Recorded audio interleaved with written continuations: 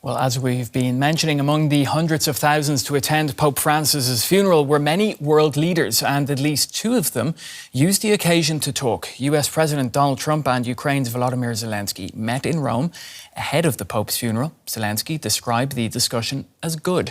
It was their first encounter since their tense meeting in the Oval Office in February. Meanwhile, in Moscow, President Vladimir Putin reiterated Russia's willingness for talks with Ukraine without preconditions. And let's go to Washington now, where our correspondent, Benjamin Alvarez Gruber, is standing by for us. Benjamin, great to see you. So, as we've been mentioning, Trump spoke with Zelenskyy for around 15 minutes today. Do we have any details about what they discussed in their conversation?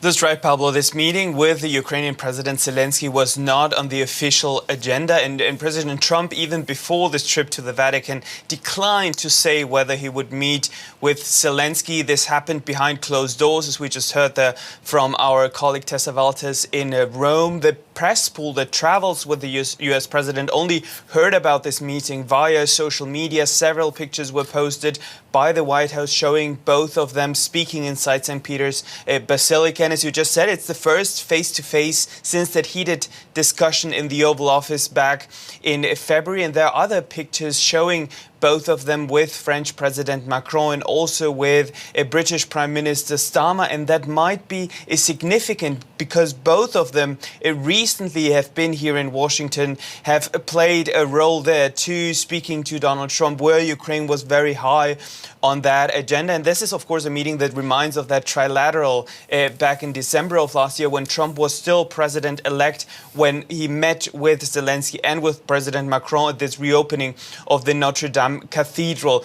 We're still waiting for more details on this 15-minute talk. What we've heard from the White House communications director is that he called this a very productive discussion and that this was also a praise not only from the US but also from the Ukrainian side.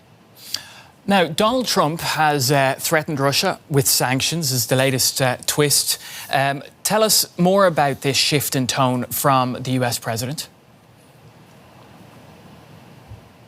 It is a shift, and it appears to be also maybe even a strategy if we look at what he's been saying recently about Ukraine and on Russia. But there is a big difference between saying something, or in this case posting about something on Truth Social, and doing it. But this is quite remarkable to have President Trump saying that he's beginning to question whether Russian President Vladimir Putin wants an end to the war in Ukraine, because only a day before this comment he said that both Ukraine and Russia are very close to a ceasefire deal. He called on both countries to meet for a very high level talks, and he posted that post on Truth Social only after this conversation between Russian President Putin and Trump's special envoy Steve Witkoff. Unfortunately, there is no readout from that meeting or information from other US officials, because Witkoff met Putin with no other senior US officials. This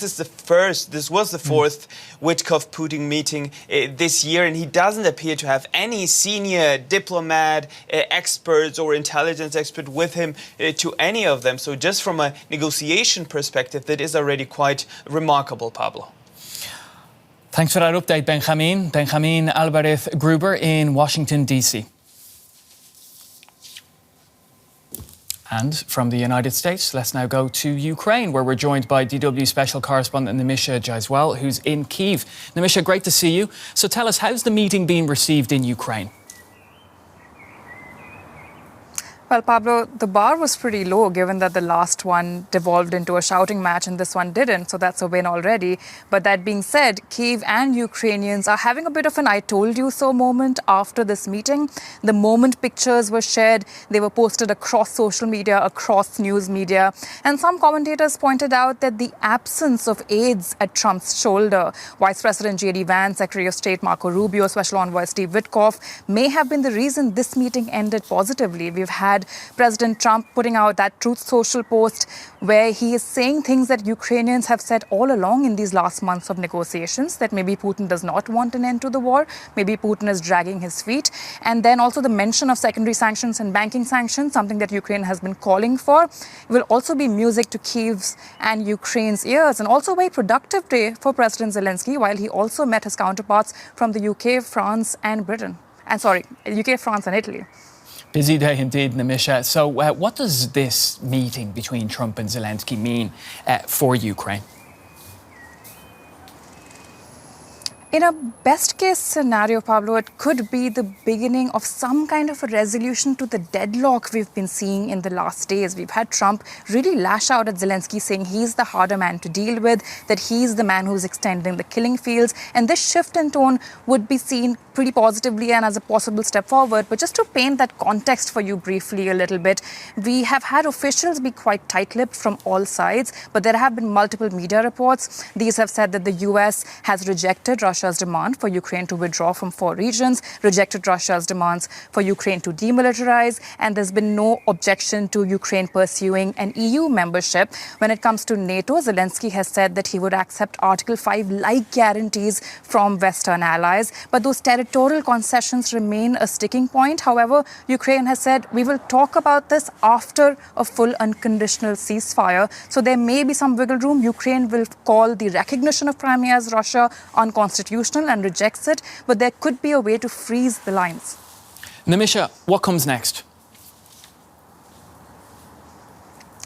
Once again, best case scenario, an unconditional ceasefire. Russia has finally said that it would also be willing to accept an unconditional ceasefire, something that Zelensky and Ukraine have been calling for almost continuously in the last weeks. But of course, this will be tricky to implement, especially along that 1,000-kilometer front line. And there's also talk about, can there be a call between Zelensky and Putin? Putin has said he's willing for high-level talks directly with Ukraine. Trump has called for the highest-level talks. Now, in October 2022, right after the war, there was a decree here in Ukraine banning such talks. But Zelensky has also expressed a willingness to negotiate in any format, as he puts it, after an unconditional ceasefire. So a best-case scenario may actually have some kind of an initiative towards that as well.